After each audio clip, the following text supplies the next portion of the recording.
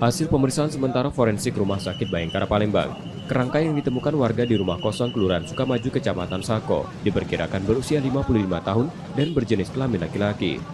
Kapolres Tabes Palembang menerangkan, terkait identitasnya masih dilakukan pemeriksaan termasuk penyebab kematian.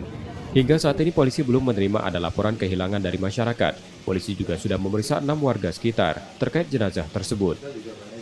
Nah, kita lakukan olah TKP, kemudian kita juga melakukan kegiatan pemeriksaan terhadap beberapa saksi di lokasi, dan sampai saat ini sudah ada 6 yang kita lakukan pemeriksaan, dan juga kita lakukan langkah untuk melakukan pemeriksaan terhadap kerangka tersebut. Kita kirimkan ke Rumah Sakit Bayangkara.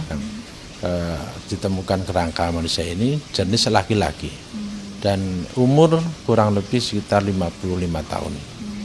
Nah, sementara baru itu yang bisa kita beritahukan, berinformasikan, dan untuk lebih lanjut tentunya kita akan menunggu hasil daripada tim forensik yang melakukan pemeriksaan.